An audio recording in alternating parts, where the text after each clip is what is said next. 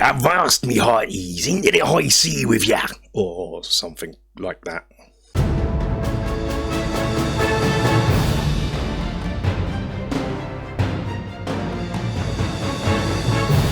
Hello, and welcome to the Battling Barrow and another D&D Mystara campaign waffle session. Last time we finished Night's Dark Terror, and we're going to start a new adventure in this one, and continuing the theme of us not wanting just to be in dungeons and normal sort of wilderness encounters, we're off to the high seas. I chose to play War Rafts of Kron. I think it's X7 is its number. Wanted to play it during the sort of midsummer. It's now sort of late summer, but it's still summer, so I thought that'd be good to get out and about and get on the seas. It's a very weird adventure, this one. You go underwater on the sea. I don't want to spoil anything, but yeah, and it's very bare bones, which is great because it allows me as a DM to do something extra. So the background behind this is the Mystara guilds have contacted the adventurers. There has been a lot of pirating on their vessels recently, and a visiting princess from the neighbouring Ilrendi has been kidnapped, and they've asked the party to investigate. Now, I wrangled this in the sense that in Kerami Casting Threshold, they trade lumber with Mystara, and then they distribute it around the known world from there.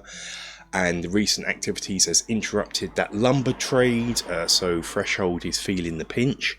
So the Baron of Threshold last session asked them to go down and investigate, and he'll be grateful. So which they do. So they travel down, leaving Keramikos behind. They pass Kelvin via boat and then Specularum and onto the open waters, and they're soon in the Isle of Mystara. It is here where again I expanded.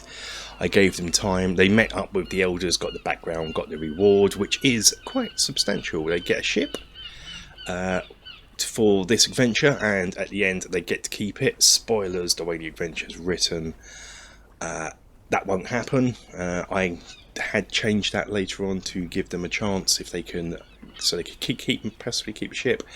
And the crew, they get a crew for it, but the crew is part of the Mystara Navy and has to be returned. They also get an island, a 6-mile square island. It's quite a substantial reward, really, this adventure.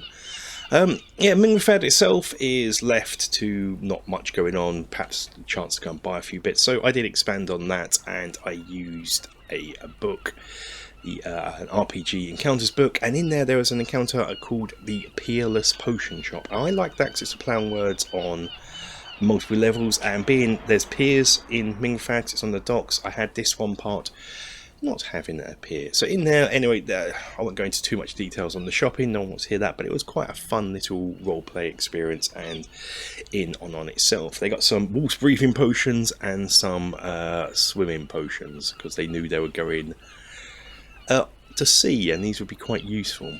Then the adventure begins in earnest, and they board the ship, and they meet an old friend from Night's Dark Terror. The captain of this ship is Captain Kalanus from Night's Dark Terror. I changed his story a bit, that he was originally from Mystara, and after his ordeal with what happened to him in Night's Dark Terror, he returned home and rejoined the Navy, deciding that sort of land and the Iron Ring are too much for him, so he's going to go to sea.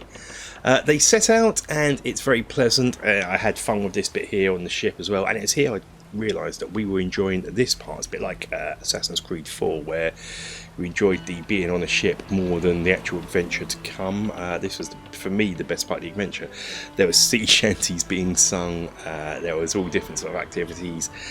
Yes, so I think that may be the direction I take this campaign in the future, go nautical and naval. The adventure starts now. All of a sudden, the ship lurches as if it's being attacked from underneath, in which it is. The players look overboard, and they can see these giant termite looking creatures eating the hull, and there's 20 of them, and they're being controlled by 4 humanoids that are swimming. They look like humans, but they can swim underwater. And it is here that they notice in the distance these war rafts from Kron. are coming towards the ship, and they are. We have a combat at sea. Yes, these are Tritons from the underwater city of Suphos, and the point behind this adventure is they're working with Kron. Kron supplies these war rafts. Suphos supplies the men, and they have been raiding ships of late, capturing and taking below humans. As to why, we don't know yet. Suphos gets the humans, Kron gets the plunder of the ships. It's a nice deal. Now, basically, they have 4 combat rounds as the adventure's written before the ship sinks.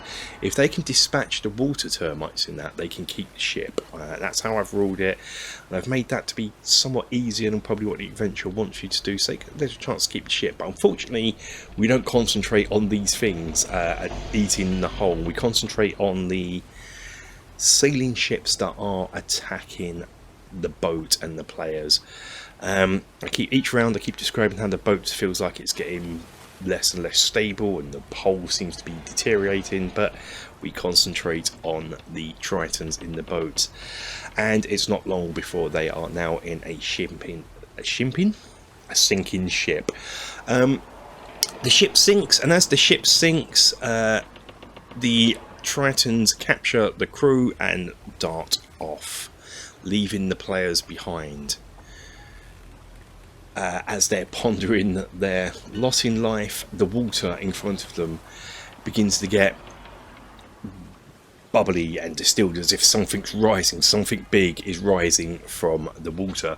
I think the player Ranger just went, oh no, here we go, expecting some big sea monster, but no, up pops a storm giant. I don't have a storm giant model, I realise, so I just used a Reaper frost giant. I may have to change that, but looking into the storm giant models online, I can't find one I like. I actually want one to look like Neptune or Poseidon, like as the cover of this module portrays. So if you know any models that look like this, let me know in the comments. That'd be lovely, thank you. He introduces himself as Coom, and I try and play him a bit like Treebig with "Hey Hoom, it's Coom." He sort of rhymes and talks in a deep voice. He introduces himself. He seems friendly, so they treat him as such, and he is indeed friendly. It was here that the water begins to break again, and a ship pops up from underneath the water. And he says, jump in, and it will take him down to his undersea castle. They're a bit perplexed by this, as one would be, but they agree, go down, and the ship goes underwater. And what they find is there is sort of a bubble around the ship, and it's basically Mystara submarine, and they go down to his castle, where they notice weird and wonderful things, such as the castle guards are giant crabs. It's wonderful. This bit was good as well. This bit was fun because it's again a totally different environment, and I had an ocean wave light projector that I used to project this up into the room, which I did after we broke at this point for like a pee, drink and what have you. So when the players come back in, this was already lit up and they loved it. It added an extra dimension, which made me think I'm going to light up the Battle in Barrow a bit better for my game session. It's got the sound going on, we've got the visual side, we've got the audio side. Just need to improve the lights, I think. So yes, that's going to be a future project. Wow, this one really is waffly, this session, isn't it? Oh yeah, I forgot to mention I also have Sense that I use, that I get from a company, non-sponsored, while I'm here, and these are from the Into the Realm candle company. I'm using wax melts.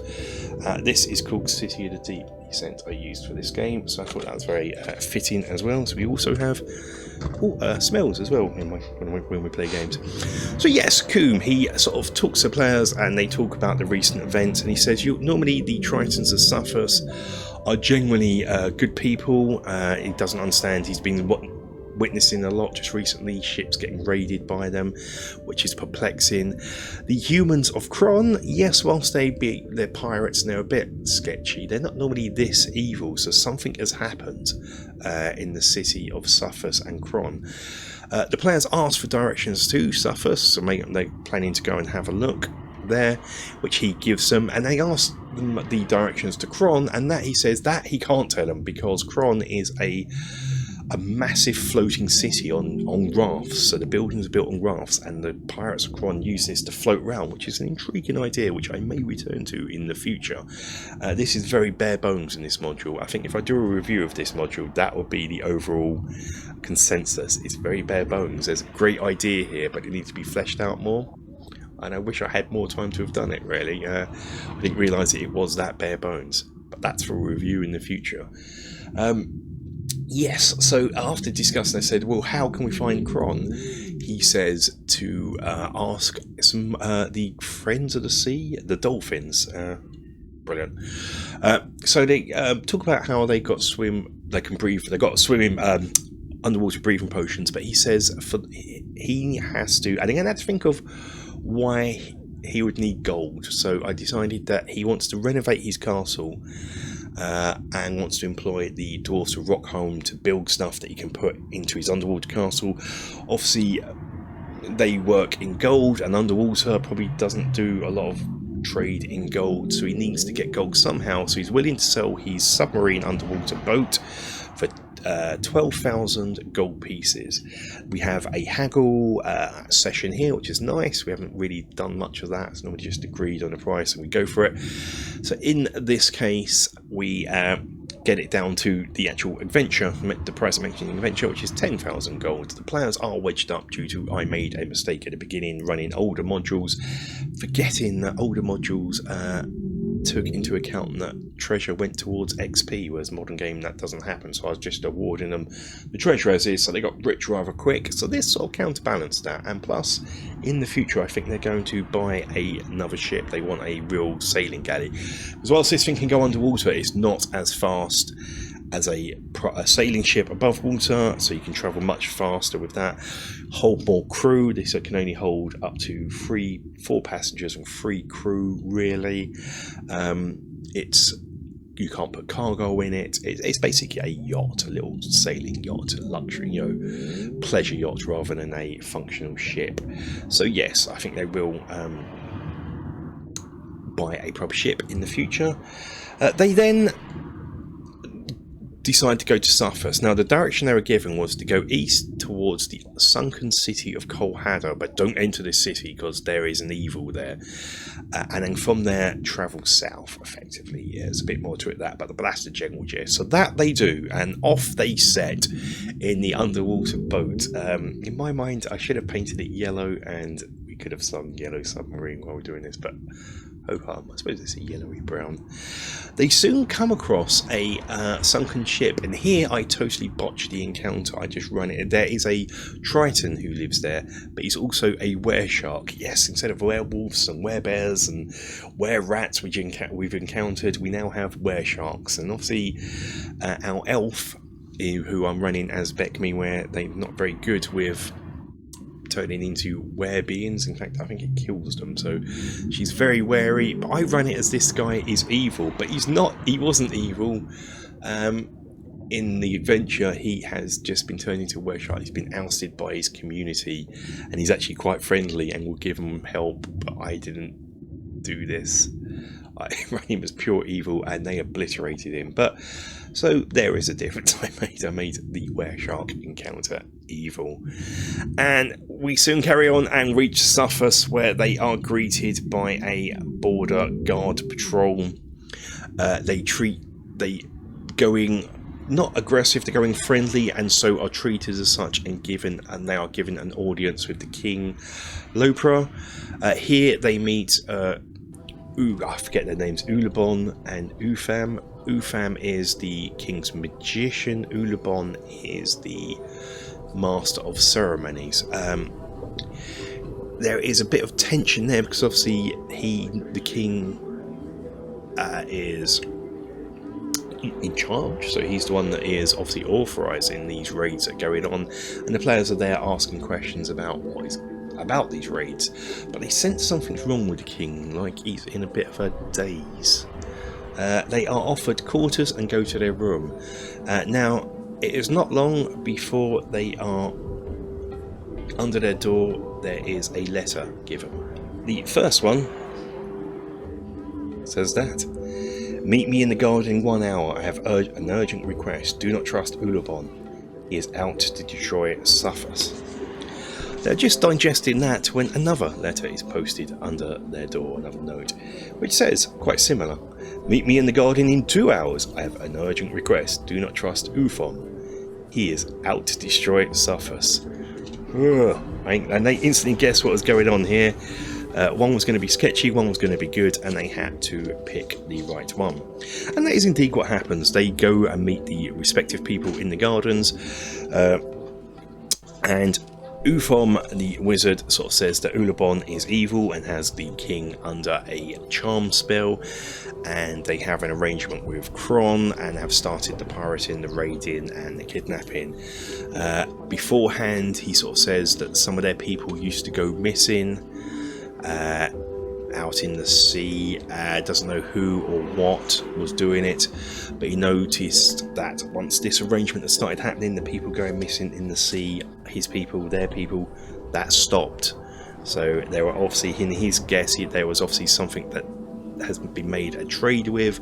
Instead of eating their people, they eat or use or kidnapped the above air breathers. And he wants the players to go off to Ulobon's room and detain or kill him. They ponder this and wait another hour to meet Ulobon himself with this note. It's much the same story, except for accusing Ufom of this rather than Ulobon. But instead of detain and kill, it's just outright kill. So that is a little clue that perhaps Ulobon is not on the level. Some insight checks, roleplay later, that is what they come to the conclusion to. So they side with Ufom, and we have the combat encounter in Ulobon's chambers. This side of the adventure, the combat, there is combat, and it's probably more than what I ran, but I sort of scaled it back. I wanted this to be more about role playing. So yeah, never be afraid to change your module to suit your needs.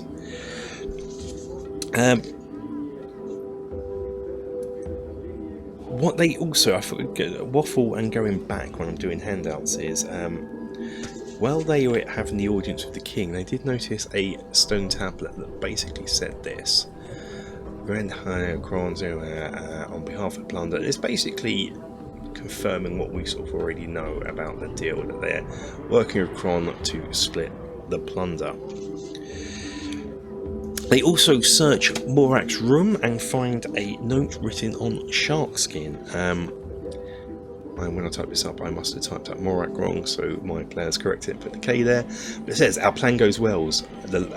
Our plan goes well. The latest set of war rafts from Kron have just arrived. Our people are going to use them on the next merchant vessel from Mingrafad guilds. What is the current prisoner count? Soon I will need 4 to 6 captives to appease Hadric of Kolhada, Ulobon. So that then also confirmed what they'd gathered, that there has been something that's been preying on the people of Suffus, and now they have an arrangement to take the air breathers there instead. The Hadric of Kolhada. Now Kolhada is this evil place that Coombe warned the players about. So, but they then searched the rest of this place for the princess, remembering that is, we always forget about the princess, and yes, she is, and she's named Princess Coriana in the module, but we just refer to her as Princess MacGuffin, because that is all she is. There's no character for her, there's no nothing. She is literally a MacGuffin to get the players motivating for this adventure, which of course we kept forgetting about all the way through the adventure, because she plays such a small part. We're like, yes, the princess. She's not in Suffus. She must be in Kron. Then we have asking around, do we know where Kron is?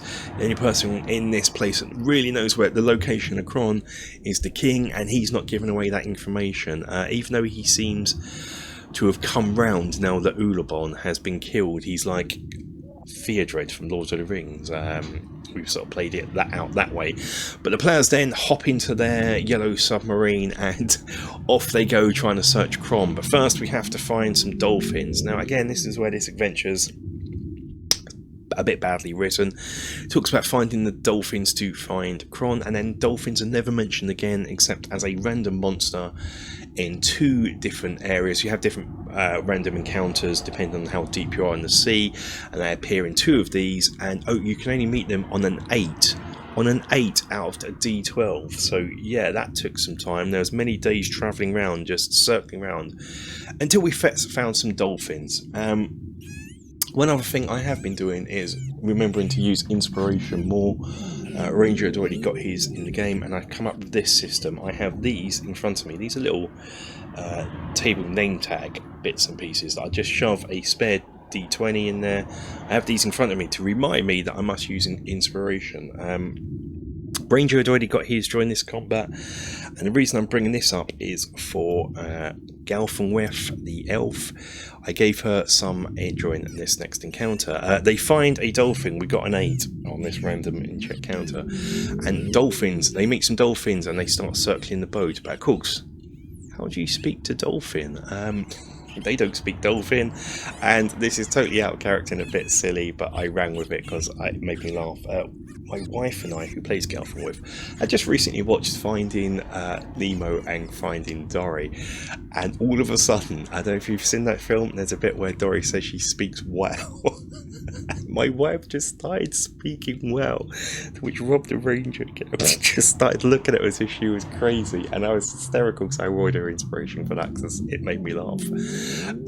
And so the dolphins agreed to show him where Kron is. There's sort of this bit where they start swimming off and coming back, and look at them swimming off and coming back, which the players gathered that meant they worked out that meant the dolphins want them to follow him. So the dolphins followed them and led them to Kron, which is, I mentioned earlier on, is a city that floats on rafts. As they approach Kron, a Catarang comes out. 2 Catarangs come out, in fact, to greet them. Much like Suffus, these bits in the module are pretty much duality. You don't really need to do these. In fact, you don't need to do any of this. You can just go to Kolhada if you want to do in the module, but we did it, and so because we'd already done it in Suffus, I really stripped this section back. This wants to be more combat orientated. I stripped this right back. It's you meet they did the same as last time, treated it as friendly, and would ask to see One Eye, who is the king of the city. Falcon, who is the master at arms, who is on one of the Catarangs, befriends the players. He suspects something's wrong and asks players to help out. He is your Ufom in this case. There is, I forget his name now, he was so unimportant. There is an evil wizard here, Morak. Alright, yes. He is from which they realise is from the shark skin letter from earlier, so they instantly don't trust him. Side with Falcon, have an audience with the king, get the same sort of gist, but they also realise that the Princess MacGuffin is here and the crew. Now, in the module, the crew, Coombe takes the crew back to Mingrafad just to get rid of them. I didn't want that. I wanted to have change this section a bit to be from what it was, which is pretty much, we've already done it with Suffus, to be more of a prison break, which we did. So they go off to Morak's room.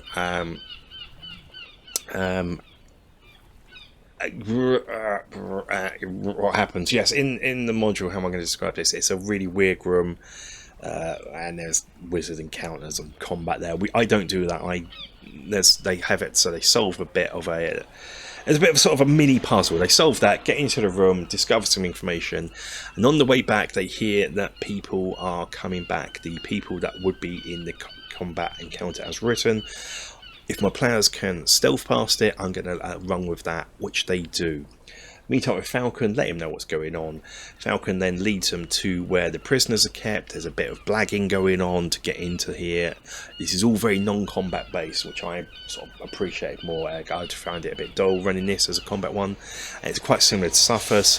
So we get in there and we rescue Princess MacGuffin and the team. And with that, we board the yellow submarine. We're a bit over capacity here, so next session I may sort out by having Coombe come and take the crew back to Mingrafad as per the module, but they decide they have to go to Kolhada and put an end to this whatever's going on, and this is where we left it.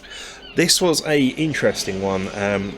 I think it's led to something that will be more interesting, in the sense that we're probably going to leave Keramikos and probably stay in and around Ilrendi and Mingrafad and go a bit more nautical. I think the players enjoyed the boat, and they can see that part of it at the beginning was more fun than the rest of it.